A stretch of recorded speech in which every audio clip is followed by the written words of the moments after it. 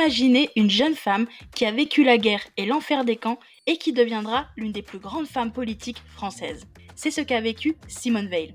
Aucune femme ne recourt de gaieté de cœur à l'avortement. Il suffit d'écouter les femmes. C'est toujours un drame, cela restera toujours un drame. Bienvenue dans cette nouvelle vidéo et aujourd'hui on découvre ensemble 5 faits incroyables sur la vie de cette figure emblématique qui a porté la loi sur l'IVG à l'Assemblée nationale. Et restez bien jusqu'au bout car il y a un 6e fait bonus. 1. Survivante. Simone Veil, née le 13 juillet 1927 à Nice, est issue d'une famille juive patriote et laïque. Pendant la Seconde Guerre mondiale, elle est arrêtée par la Gestapo en 1944 à 16 ans seulement. Avec sa mère et sa sœur, elles sont toutes les trois déportées à Auschwitz-Birkenau. Simone y est tatouée du matricule 78 651, un numéro qu'elle portera comme symbole de sa survie.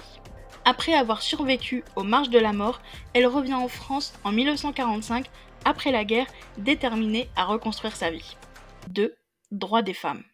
En tant que ministre de la Santé dans le gouvernement de Jacques Chirac, Simone Veil est confrontée à un défi historique. Faire adopter la loi dépénalisant l'interruption volontaire de grossesse en France.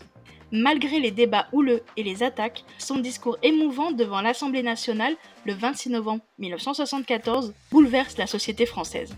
La loi est finalement votée en 1975, marquant un tournant majeur dans la reconnaissance des droits des femmes. 3. Parlement européen. Après ces 5 années passées au ministère de la Santé, Simone Veil devient une figure emblématique de la construction européenne. C'est, à ses yeux, le seul moyen d'éviter les horreurs du passé. Même Valéry Giscard d'Estaing soutient sa candidature à la présidence du Parlement européen, y percevant un symbole fort de la réconciliation franco-allemande.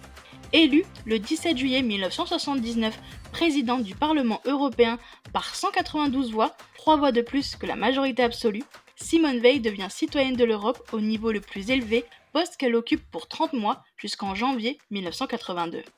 4. Mémoire.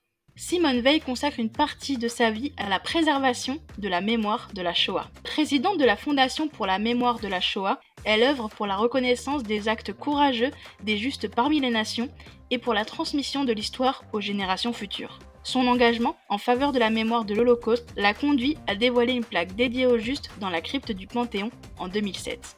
5. Académie française.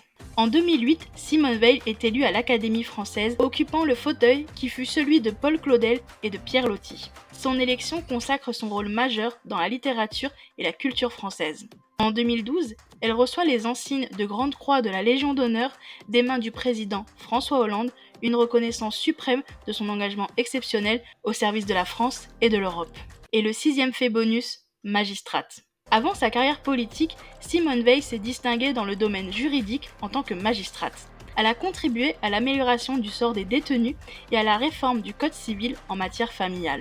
Son engagement pour la justice et l'égalité des chances a marqué son parcours et fait d'elle une figure incontournable du monde juridique français.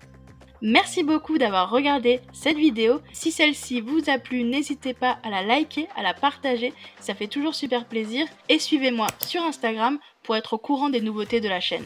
Sur ce, moi je vous laisse avec 2 vidéos qui pourraient vous plaire. Allez, bye!